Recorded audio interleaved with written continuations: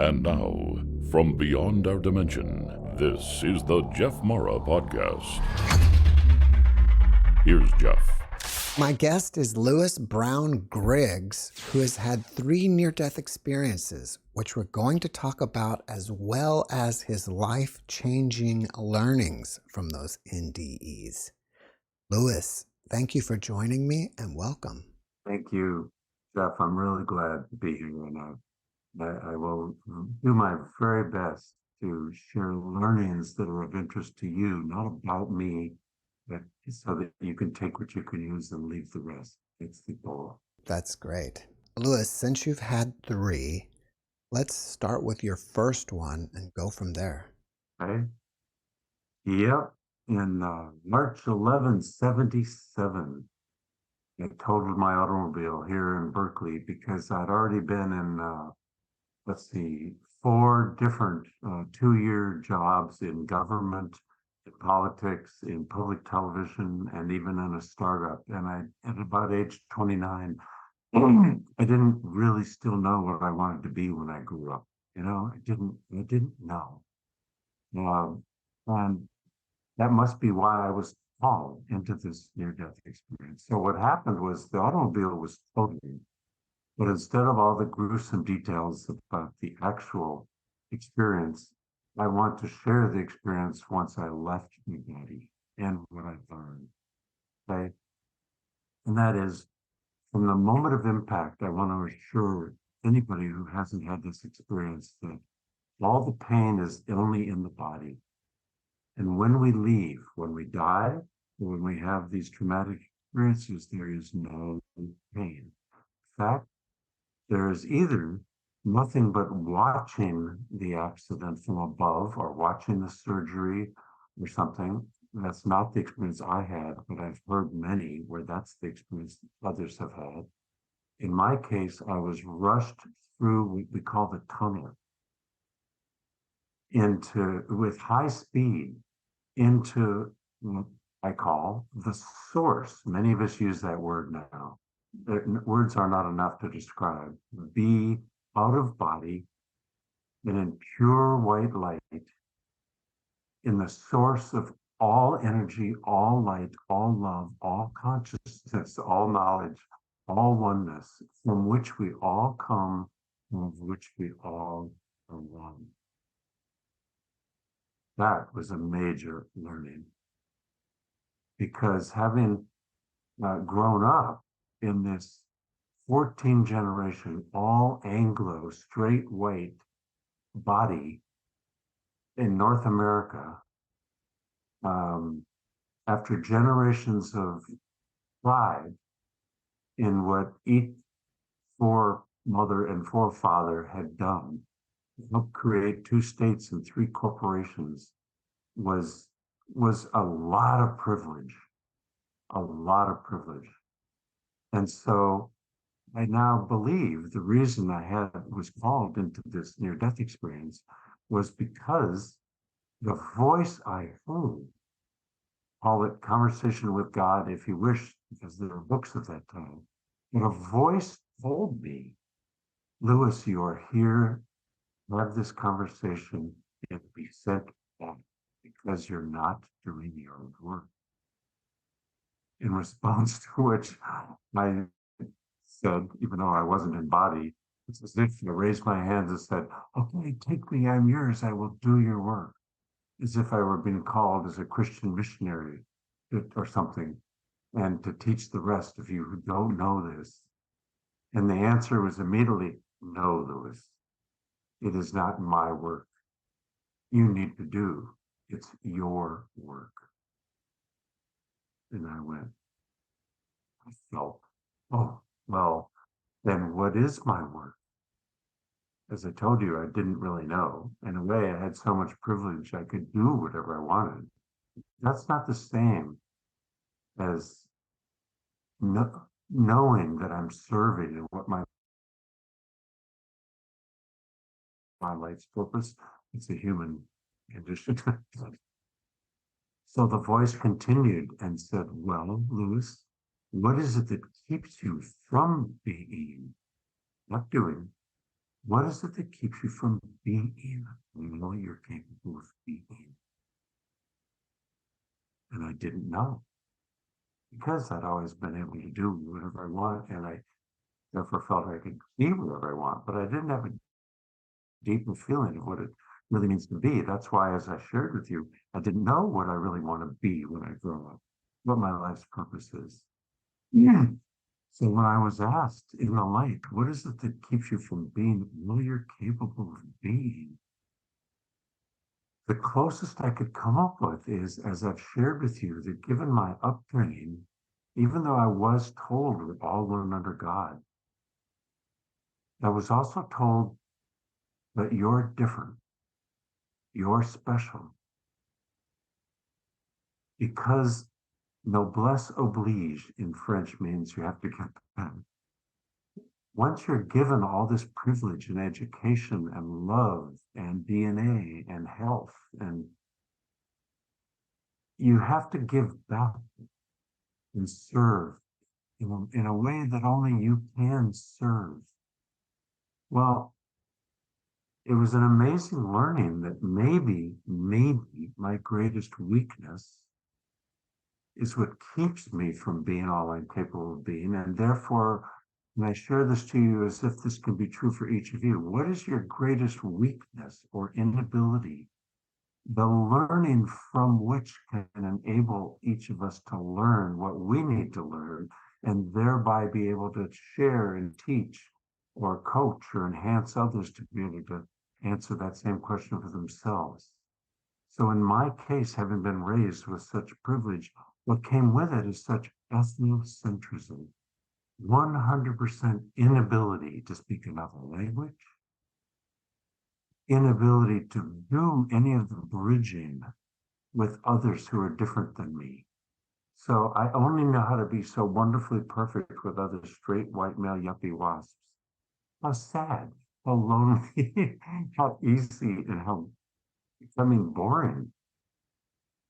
So when I realized I didn't know how to do that bridging to relate to somebody vastly different, because everyone else vastly different had already had to do that learning to be with me, instead of me feeling arrogant about that, I felt lonely and weak and, and unable to know them, to see them, to relate to them intimately.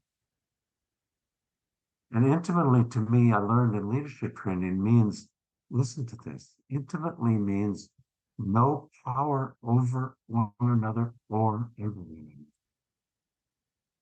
No righteousness making one better than the other. No age difference, no education difference, no looks difference, no weight difference, just oneness, equity. Okay? And the other, have true intimacy from the boardroom to the bedroom or the grocery store or right here with you. No sexual energy either with one another. Zero. No natural human attraction or unattraction. Okay? It's not that they don't happen. Don't let them ride. Don't give them the keys. So here in the light, I learned, wow, my greatest weakness was not knowing how to really see and hear and be so authentic to be seen and heard in true equity with one another. And I was told, like the best movie in Amadeus, the best moment in Amadeus when Mozart hit that perfect note, there it is, Lewis, there's your work. Those were the words of this voice, there's your work. So I was immediately sent back down through the same tunnel. I remember coming into this body like tight rubber surgical gloves that don't quite fit until they all the way down. And then all this light disappeared out of this totaled automobile. And I was in this body with no physical damage. And I walked out of the car and told the ambulance nothing's wrong. And doors started to open that I had nothing to do with. That was my first learning, my next learning after what I learned in the light, that we're all one and uniquely different in the bodies we're in. That broke all the barriers about our, natural human bias from this tribe and that tribe. It's like, this is just the body I'm in. I see the one you're in. tell me, who are you? Let me tell you who I am. So it's important to learn what our identity is. It's also important to hear each other's stories, crises, learnings, wonderful experiences, loves, to hear each other's stories through which we got our learning. And then the most important thing after we've heard our identity and heard our stories so we know each other better is just to be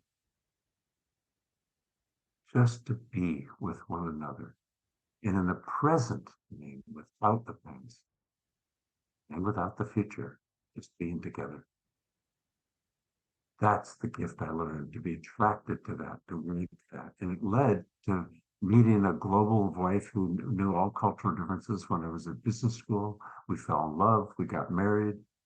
As an MBA, I was raising venture capital for a startup company and genetic engineering, and I met 8 Japanese pharmaceutical executives. And I sat there on that table all alone, feeling these Japanese speaking English and Japanese.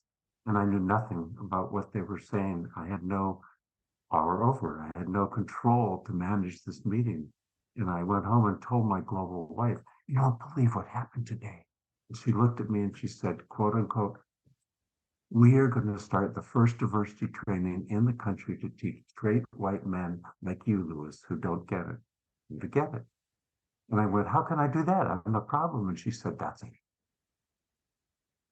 So all of that last 40 years of diversity training and 23 videos that are all now for free on my YouTube page, even though they ran our life for years, I became one of the original diversity leaders in the country in the early 80s, just doing my own work and helping others do that. So there's the first story, first near death, the first learning, and the first doing that came out of it with consciousness and spiritual essence to it. You couldn't talk way about it. It had to be more about how do we relate to each other across all of our differences and see one another in our own self-interest, so that our team, from the boardroom to the bedroom, and at the grocery store or in the organization, whatever our common goal is, we can value our diversity as gifts to one another, so as to co-create and achieve our common goal effectively, one-on-one and in teams with true equity. There, that's the near death and the learnings. Lewis, thank you for sharing all of that actually with us. A common thing that happens to people is right before they experience something traumatic, like a car accident, getting run over by a car, or whatever, they leave their body just before they would actually feel the pain. I know your body wasn't physically damaged, but do you think that you left your body right before the impact? That's a great question. No, I guess, see, language is very subtle, the nuances of language. Yeah, I can experience it that way because I have the experience of the pain of what is happening, and I'm leaving my body, and I'm conscious both of the pain and that I'm leaving my body, so that when I fully let go and leave my body, I then am no longer in any pain. So that for me is the newly defined definition of the process in more of a slow motion, so that I can acknowledge what you say to be true. And I hope you can hear what I say to be true is that once we are fully out of our body, there is no pain. There is nothing but consciousness. Yeah. A lot of times people even lose interest of the body on earth once they're there. Totally, totally. That's what I mean. This is just the body I'm in this time. I happen to be aware of 2 prior bodies. One of my current lives, excuse me. One of my current daughter and I were in a prior life, and me with my current wife, we were in a prior life. You said you had a calling for this NDE, and you weren't doing the work you were supposed to be doing. Do you think that before this life you made some pre-birth contract to be doing the work that you are now doing? Wow. I can tell you that to the extent that this soul is the same soul that was in the prior lives, only two of which I'm aware of, has always been on this path of doing this work in a way. Yes, that has been true. And in this lifetime, it's true in this body and in this North American continent on this earth with global differences. And then once I got the global differences and how to break those barriers, I realized, wow. And it took me about 5 years. That's why I did a book called Going International with videos called Going International. We white North Americans need to learn about culture differences around the world. And after about 5 years, I realized if I'm that ethnocentric around the world, what about right here at home? Right here in our North America, with all the differences we have. And I, as a wonderful 60s kid, think that I've been doing fine by treating us all the same, which unfortunately means treating everybody the way I like to be treated, which actually means, out of an unrecognized arrogance, hoping you'll treat me the way I like to be treated, and in fact, giving you equal opportunity, as if I'm the one who has the power to give it to you, to be just like me and all the rest of us here. It's as if the words of our Constitution, written by a guy in a body like me, well, we, the straight, white, Anglo, yuppie male landowners, and not even our wives or anybody with any different melanin, and we had to change that to go, we the people. So, yes. Was your resistance to culturally mingling with other people due to fear of not wanting or not being able to communicate, or was it more to you found it unnecessary? Started, as I said, it started with ignorance. In other words, that's just the way it was. Everybody around me was like me. Um, and with enough privilege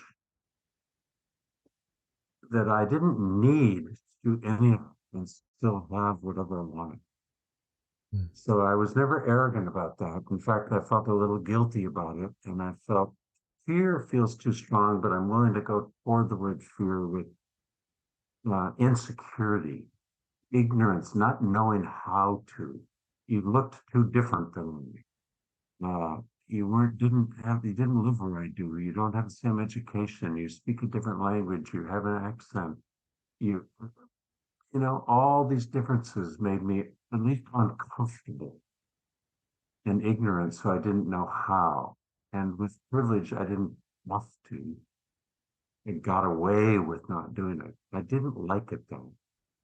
And now I have least leisure, no judgment, but I have least new pleasure in being with other straight white males because it's so comfortable. When I'm at a conference or something, I intentionally go to the table where there's nobody that looks just like me because there's much more learning, much more broadening of my consciousness to learn from others. So fear is too strong, but it's close. It was a discomfort. And I was told that we're better than anyway, and noblesse oblige, we have to give love. I didn't like this feeling that we're better than. I knew in terms of privilege we had more than, but in terms of better than, they did say they were spiritual enough to say we are all one under God. And it's as if I said, well, wait, if I know we're all one under God, why can't we just be all one right here now? So it's such a gift for me to be able to just be one with anybody I meet now, as long as they also are open to being one together. Inclusion means inclusion. And those of us in this continent now who are wanting to exclude others are very dangerous to our democracy. very dangerous, very dangerous. So inclusion means inclusion. And yes, I have to include them, but including them is this challenge of trying to have a conversation in which they're comfortable with inclusion. Look at around the world, the ones who are not comfortable with inclusion now. In the Middle East, it's painful to watch. In Russia, and it's painful to watch. In Putin, it's painful. In Trump, it's painful. And anybody who's not really inclusive of all of our diversity, like Governor of Florida, I'm not trying to be political. I'm trying to be about human oneness and inclusion in all our diversity. Since we're all one anyway, the differences we have are so trivial that they don't need to be barriers. They need to be seen as just differences we each bring to one another. Different life experiences, different perspectives from which we can learn and with which we can co-create a real democracy, a real global united oneness, You can tell, I can go on and on. All right, well, let's move forward to your second NDE. Yeah, as if I hadn't learned enough. So let's say for 20 years out of my 40, this was a highly successful business. Griggs.com once was a website with all my diversity work, 23 videos and seminars and workshops and TV and radio and the National Diversity Conference I helped co-create and all of that. And then, wow, I took my bipolar daughter up to a school in Montana and my 10-year-old son. Well, I'm sorry, she had just graduated from the school into which I had put her to help her recover what she needed to learn. And I took my 10-year-old son, but her mother didn't go with me, and her stepmother didn't go with me.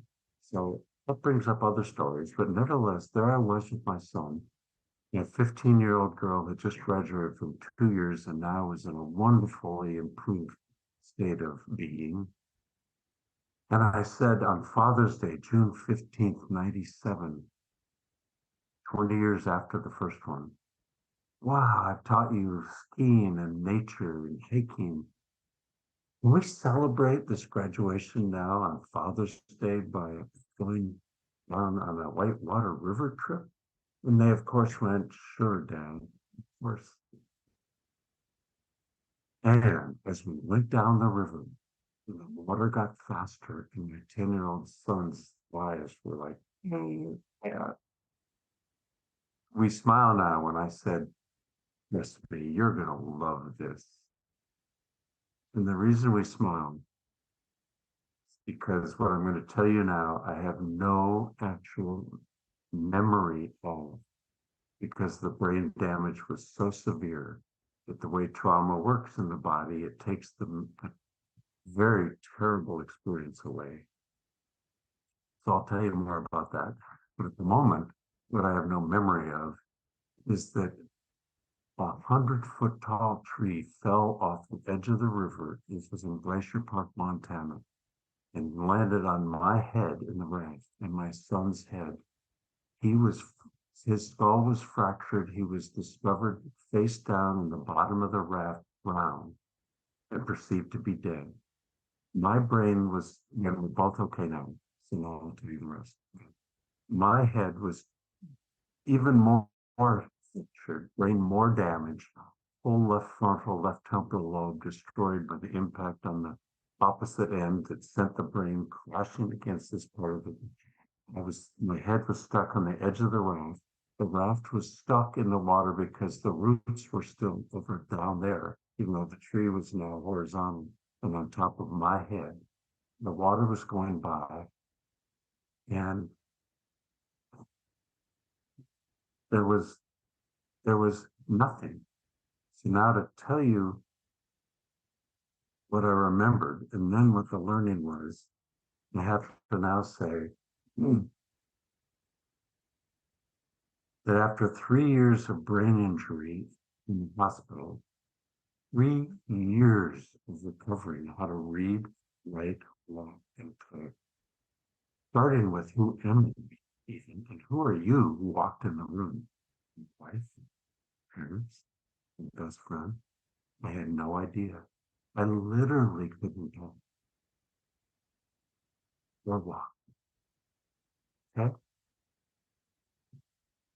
So I had to learn daily, the people who were helping me, how to recreate synapses to replace the ones that had been destroyed, so as to be able to do anything. And it wasn't quite like being a child again and learning from scratch. There was some of that, but it was more like by rebuilding the synapses, I could recover the data that was lost somewhere else in the computer. And I could experience that, like I could be shown a picture of a giraffe and asked, Lewis, can you tell me anything about what you see? And I was at the state of recovery where I know that one. I saw it in Africa. What was it? And I know, yeah, I know that's not the same as a trunk. That sounds crazy, but literally it started there, okay? However, after 3 years of recovery, I was in trauma therapy. And I got to a point in trauma therapy where I asked myself, can I now tolerate remembering exactly what happened? And the answer from the therapist was, maybe. I will take you to the expert, Peter Levine, who wrote a few books on it. And they took me to his national conference here in San Francisco. It happened to be with about 300 or 400 people in it. And he took me up on stage and said, hi, Lewis, what can I do for you today? And I said, if you take me back to the room in which my brain was damaged and a tree fell on my head, giving me left temporal lobe brain injury, and you can help me recover the experience to the extent I'm able of tolerating it. And he said, close your eyes. And he took me louder. So my memory is that I could tell you I've just been crushed by a tree, and now I have to do everything possible to survive. And I'm telling you, the listeners, the watchers, we have these moments. I want us to trust that when you're in a big crisis, the natural instinct of the mind, the body, and spirit is to survive. How can I survive this? And then somehow he moved me to, once I was aware I was alive and I could survive, as strange as it sounds, even though had blood and pus and fractured skull, and a tree was still on my head, and I didn't know what I was going to do. I was alive. So now every time I have a minor accident and I've fallen, and people are worried about me, and I've broken my leg or whatever, I'm able to go, it's okay, I'm alive. It's okay. I'm fine. It's just a leg. I'm fine. I encourage you to notice that next time you're in a meeting like that, okay? And say you're fine, you're alive. This is just the body, you know? And then I noticed, once I was alive, I started crying on stage. Where's my son? Where's my son? Until I discovered somehow, I don't remember how, I was told or I discovered, I don't know, he was alive. He had been taken up, knocked stuff out of his lungs. He was breathing. He was alive. He was in the hands of my daughter. And they told him, he may not live. You've got to keep his eyes open. and keep talking to it. And I felt, okay, I'm alive, my son's alive. So I had a third feeling, which is, now, how am I going to recover? And this isn't personality and ego. I'm telling you, we each have the desire to live. And then whatever crisis, once we're living, to then just recover to whatever extent we can. And I mean to whatever extent we can. Okay. Then the last learning I want to give you here is that I remember in the first day of recovery in the hospital, trying to walk on those horizontal bars. I felt, I'm going to use a metaphor now of a tornado and a hurricane. In the center, we all know that there's total stillness, right? And all this energy is moving around the outside of the center. So I want you to use that metaphor, even though it's not perfect.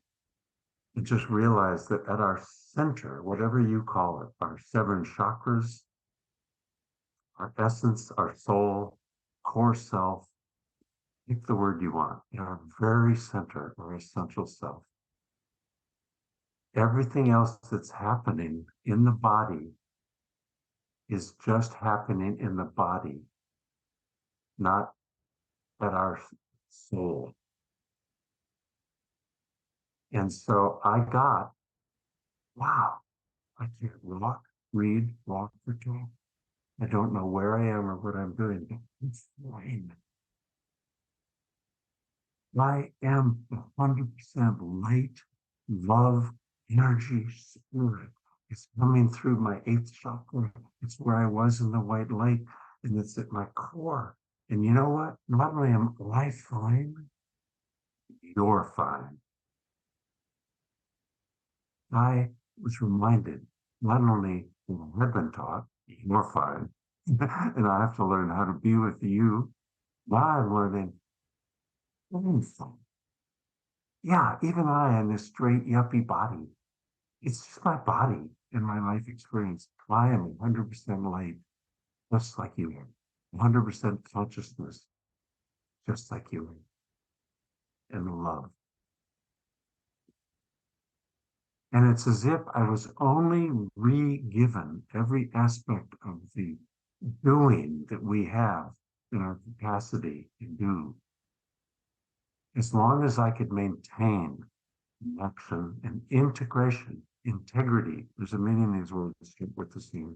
Well, I gained the integrity of knowing that my soul and my essence and yours were equally one with one another and just as good as one another and 100% capable of pure light and love. And whatever happened to our bodies, however we were raised, whatever religion, whatever trauma, whatever diversity we have, it's all true. It's all true. No judgment, no denial. It's just only what it is. And we're fine. And let's discover that right now. In the Middle East, in Ukraine, in Russia, in an abusive family, on the street, with our partner, with our wherever. We're fine. We're all one, and we just need to be one together and stop all of this. It prevents us from being one together. There.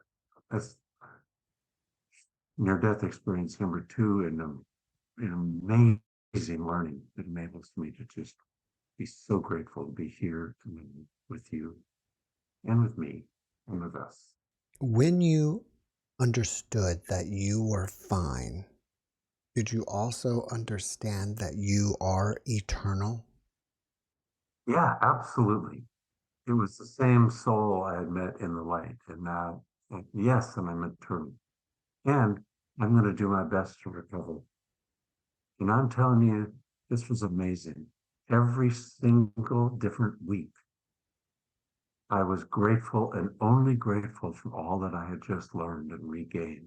It's not that I didn't notice all the rest. In fact, the more conscious I came, the more I did notice all the rest that I wasn't able to do and be. So is there frustration with that? Yes, it's a reality. But for some reason, I don't want to claim that I did it with the power of positive thinking and how cool I am. No, it wasn't my ego, who was doing this. I'm sharing that there's an opportunity I experienced to actually be incredibly grateful for being alive and breathing, and now in some recovery over whatever I had to deal with. That's an amazing gift. Why do you think there is so much suffering on the planet? I don't know. The only thing I can guess is that we each are, fortunately and unfortunately, experiencing whatever we need to be going through to learn whatever we need to be learning. And it's going to sound very strange, so I want you to really take only the part you can use and not the rest. And that means let this just be 1% of the truth, okay? Even if not 10%. And that is, I had the opportunity to learn, how do I contribute to every experience I have? Or in any relationship that wasn't working, instead of accurately noticing what was your part, how you're imperfect. We all know how to do that. I was able to learn what's my part of this. Not only what's my part of a relationship that isn't working, that became easy. What is my part of helping have created the situation in which I'm in at this moment? How did it help create the thing? I didn't create the water being so fast that the accident happened. How did I create choosing to get in the raft when I was told it was too dangerous? That's right. I chose that. And when you hear the third one, you're going to hear about accident. How do we choose? 1% are we of everything that happens that we wish were different. 1%. Try that. And then own 100% ownership of your contribution, even if you think it's only 1%. And once I became able to do that, owning 10%, owning 50%, now owning 100%, it's something I just did that caused you to feel the way you feel. Wow, I love learning what my percent is. I'm so sorry, because that had an impact on me, not just you. Thank you. So that's number two, and the learning never stops. You know, when you If it hear, were easier, if we could learn more easily, which might answer your question, we wouldn't have to be hit with such trauma or even help create such trauma. Wow. when you hear of somebody having an accident while whitewater rafting, I think most people will expect the person to fall off the boat and drown. So yours was such a rare case that a tree fell over and hit you and your son in the head. Do you believe that there's no coincidence that that happened? Again, words are unique. Yes, I know what you mean. I believe it's no coincidence. Other people would say, was it destiny? I'm open to that because look what I needed to learn what I have learned. Did it really take that to make this successful white leader in cultural diversity, are driven by spirit to learn our oneness? Did it take that to learn even more that at my core I'm one and you're one? Well, maybe. And you know what else I learned? Just like I believe I was called to do the work that I needed to do as an ethnocentric, you know, to be able to teach others. I had to learn it to be able to teach others. And, no but, I don't even use but anymore.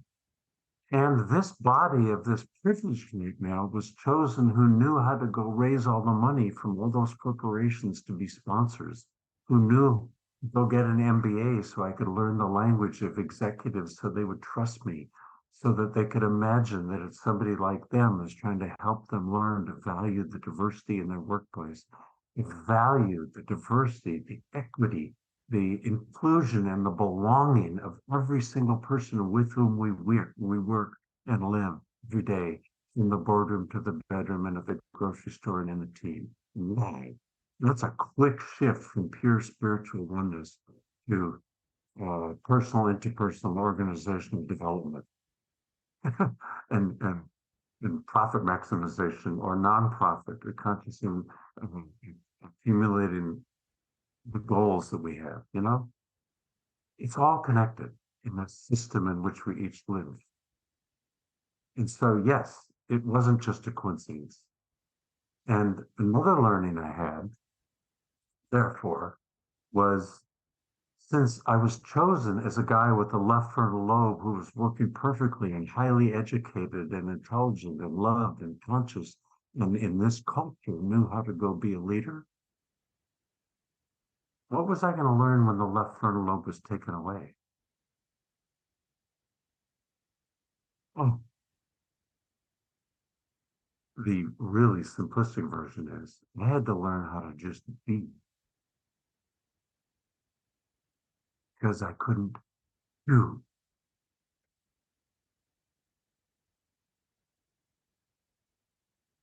And to have just being, be enough, to notice that I am or enough and alive with all light, love, energy, and spirit was you, everybody I meet. Since then, the last 20 years have been nonstop being mixed with doing. Put the doing in the back pocket. I know how to do that. It's all come back. How can I just be first authentically with you? And then we can be together and co-create in a hundred equity, no power over way, right? It's it's all becoming more integrated. I think that's why I was called to remove the successful left frontal lobe for a while and just be, and then to let it grow back only to the extent that I could integrate both in a balanced way. Great question. So let's move forward to your third NDE. Okay. Third NDE. After having recovered from the second one, he couldn't run the company anymore. All 25 to 50 employees had to go, 25 full time and 50 when I was in production. All had to go. I had to just be in recovery. Literally, I had to let them all go. The company was over. I had to go become a coach, a certified coach. Well, as some of you know, first thing, this public speaker, as you could tell, I could speak forever. I could speak to 1,000. I had to run workshops. I did all of that. What's the first thing this guy had to learn? Coaching. I had to learn how to be quiet, listen, ask questions, because the answer is always within you, the other. It's sort of like that conversation with God, in which the voice of God, if you call voice God, is the coach. Asking what question I needed to be asked, right? So I learned to become a coach, an executive coach, a leadership coach. Didn't know where that was going to go. I did personal coaching, relationship coaching, and I had done some white executive coaching, which is now mostly what I focus on. But how am I getting there? I'll share you now how I got there, what the next near-death experience was. In early 2020, I discovered that I had stage 3 cancer. And I was told there may have to be surgery.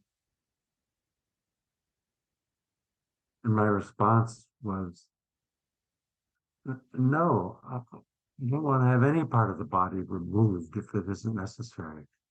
But can I not please participate in some kind of cancer treatment that'll get rid of it? And I guess I'll have to use both the Eastern method and the Western method and try some of the Eastern method. So yeah, all right, I'll do the chemotherapy, and I'll do the radiation. But I'm also going to change what I'm eating.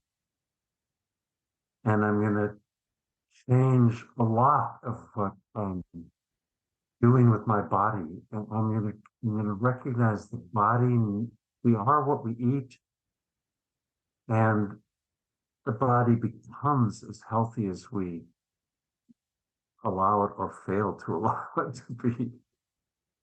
So I and my wife did all of those things, everything we could do. I let chemo do what it can do. Well, guess what chemo does?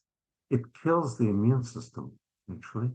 That's why they have to do blood tests every week or two to see if you can still handle any more. And it kills the cancer cells while it's killing everything else. A terrible experience. And it worked. And when it worked, I caught COVID in my 6th month of chemo. This was in early 20. We didn't have any vaccines. We didn't even know what it was. Within 2 weeks, I couldn't breathe. The oxygen couldn't get into my lungs. I had to be rushed to ER where they couldn't even take me because there was the test took a week to become positive, and they didn't want you until you're positive. Well, then the viruses worked for an extra week and coming close to killing you, which is why 1,000 of us died every day. And I was one of the only ones lucky not to have died when I was put under a ventilator, because the lungs had failed and the heart failed. And in 10 days under the ventilator, I spent 10 days of near death over. 2 days of which, one of which was the day the lung failed, and one of which was the day the heart failed. My memory of being above was that I was on a dome, hexagonal dome, a spherical dome that had hexagonal sections around it. Some of us have even seen pictures of a dome like this. Does that mean someone else has been here before? I don't know. This sounds crazy. But I was on the dome, on one of my hexagonal sections with all 4 limbs tied at the corners. Like our limbs were tied in the bed because they didn't want us to pull tubes out of every orifice in our body, much less the extra orifices they had built. Put more tubes in. And all of us who were in the ICU, this is my memory, this is my experience, we were all on this dome. And there came a time when someone unlocked a door at the bottom, and everybody else went,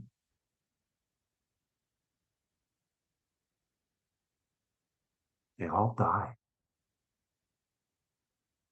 And I was alone on this dome, thinking, why am I stuck here? Well, I don't want to die.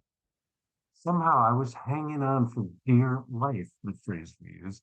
Picture you're in a bar trying to do a push-up you can no longer do, but now you can only put yourself up, you don't want to let go. And I was hanging on with all my strength to say, I do not want to die now. I'm not ready to die. And for me to come back to my diversity training, after watching the knee on George's neck and watching the guns kill others, I thought that my work isn't done. My work working with other white men. Yes, there are other people all over this earth especially men who don't get it. That's who's creating the wars. So that violence isn't caused by our melanin. It's caused by our maleness. So I want to come back and work. I want to do the work I have needed to do. So I want to work with other white men who will really help us understand the amazing gift and self-interest in being able to relate to others of diversity with such equity, as I've already said, with such oneness, that the gifts we learn from them, the intimacy, the non-sexual, non-power, non-sexual, non-power intimacy, the spiritual intimacy and oneness we gain from connecting with everybody we meet with such authenticity that we are seen. The gift of feeling seen and the gift of seeing others. I have to come back and love to live and love living, breathe again. Took a year to breathe without needing an oxygen machine. To love my wife, to love my children, to love her children, to love your children, to love you, to not fight, to not be right, to not think we have the right answer, to not need God to just be with one another in equity and to live. And to get everything I can out of every experience. Yes, even at the grocery store. Yes, giving this $5 to this homeless person. Yes, talking with the person who's the nurse serving my body. Who she is, where she came from. Who I was finally able, when I came back, luckily, on my birthday, on August 16th, 2020, 2020, August 16th, 2020, I came back into my body, into a bed, and I wasn't able to leave the bed for 3 months. My body had been so deteriorated by the virus, so damaged. As I said, I couldn't breathe without an oxygen machine. And as I learned slowly, took 6 to 8 weeks before I could even have moments that I could take it off and I could take a little bit of breath, but I had to put it back on. And by not being able to have enough muscular power to even leave the body, just imagine what it's like when you can't leave your body and go to the toilet. Okay? We all have human bodies. We can picture that. Talk about letting go. And I couldn't even move my body. People had to move it for me from one cheek to the other cheek, and then lift me up on the side of the bed. And I sit on the side of the bed, looking afraid like a child, like I might fall off. Wow. And then moving me off the bed and into a wheelchair, and then out of a wheelchair, back onto horizontal bars again, trying to walk.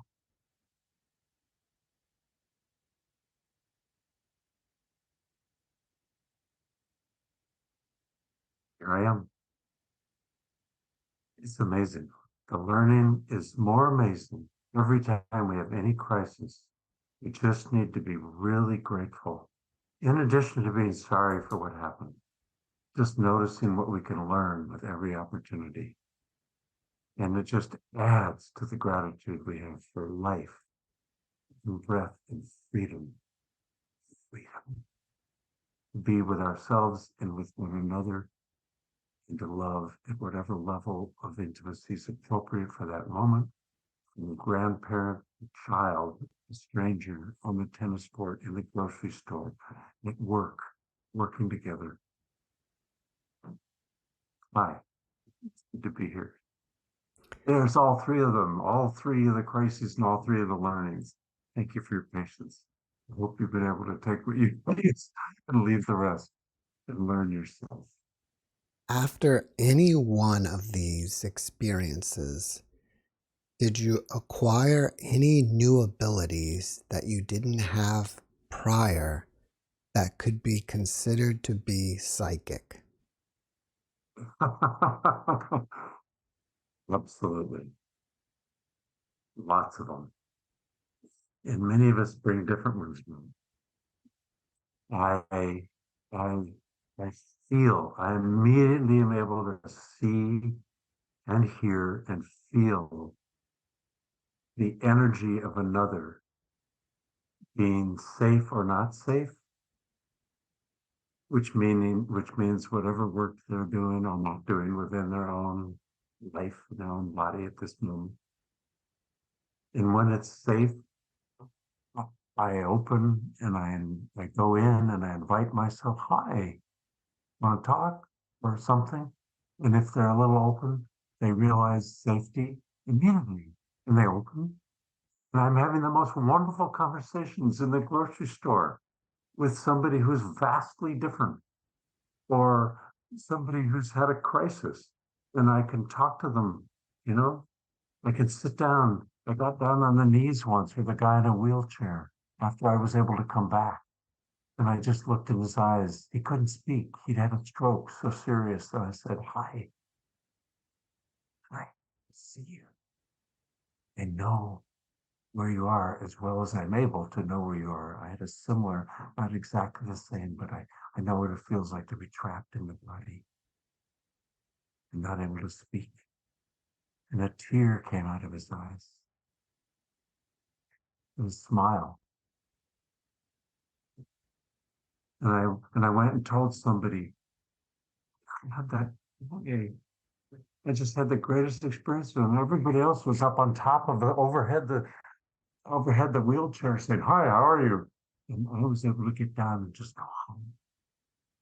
And they said, Lewis, you don't know who that was? That's Ram Dass. I didn't know who that was. I didn't know it was a guy in a wheelchair. So yes, all of these senses we have get enhanced. So I can feel energy really well. What else? Well, psychic or not, you really am much better. Not perfect. I sprained my ankle, ripped my knee doing more tennis than I should have done, than my body was ready to do at that moment. I sense now when I shouldn't be part of causing a problem. I sense better in a relationship that I just didn't listen well enough. Now I need to just listen, not fix, not have the answer, just listen. And lastly, huge, I feel intuition. And I sense your intuition if we're in any kind of relationship together. And once I sense that, I trust, wow, there's an opening here for something that's going to change. We are now in a transitional period. Let's let it be. I'm no longer afraid of not knowing where it's going. I let it be, and then I use whatever doing this can help that process the way I'm called to, instead of using my doing this to do what I want. No, it's huge. Those are my best answers. Great questions. If you had a friend that was suffering and grieving over the loss of a loved one, what type of advice would you give? I just said first I have to listen and hear it, feel it. Then I have to, if I'm welcome, I say, wow, can I share something I learned when I was here? I helped my parents die. I helped say goodbye to them in their 90s. I helped my father realize that as he left and dreamed that he just visited somebody else who had died 10 years ago, he actually was visiting and coming back.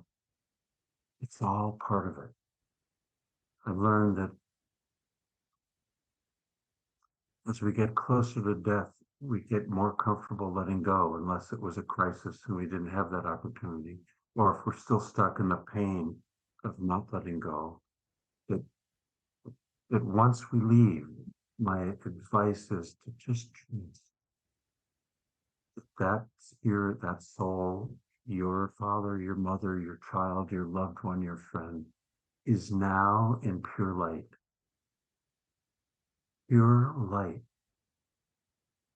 and fine. And you to trust them. And you might even be visited by them. Sometimes one is visited by them before they go further. It might happen with you. I've had that happen. And I've had others share that. So that's my best advice. Just to let go and let that spirit be. And trust that when it's our time to go, once we're over the pain, it, it's amazing on the other side. Even though I've chosen and been helped to come back 3 times, I still don't want to die. I love living. And yet I know when I die, when I really die, this body and it's done, which I hope now is also in my mid-90s, now in my mid-70s. I will then want to come back again because I love living so much. And I'll be in a different body. I'll have different learnings.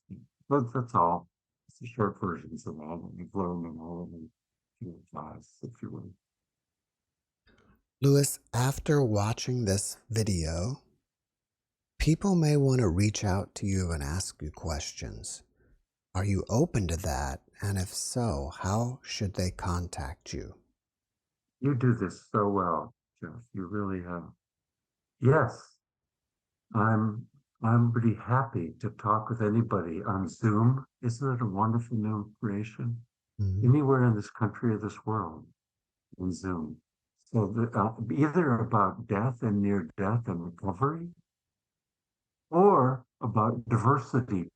And and as a white male executive, this is what I now do as white male executive coaching to help us be the best leaders we can be. Yes, even serving with the privilege we have to serve.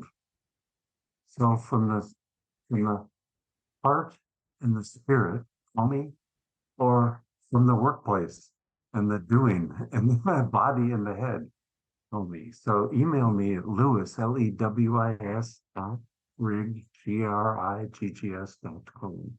Lewis@Griggs.com. And look at my website, Griggs.com, for the ones who want coaching on, who actually want coaching, not just free conversation on Zoom, which I, of course, and look me up on my LinkedIn page, in LinkedIn/in Lewis Brown Griggs, all 3 names. And look me up on my YouTube page. It might be Lewis Brown Griggs, but it also might be Griggs Productions/playlists, because I have there all 23 of my diversity videos, free now for you to watch, and many of my interviews on near death, and websites or webinars, sorry, in diversity. I mean, I'm here to serve and here to be with any of you. Thank you. Before we wrap it up, can you give us one last positive message? Yeah. All we can be is all we are capable of being, just as we are in this body. And it's the greatest gift we can bring not only to ourselves, but to others we love, or others with whom we relate, or others with whom we meet. Just once. Be all we're capable of being with light and love in consciousness. That's it.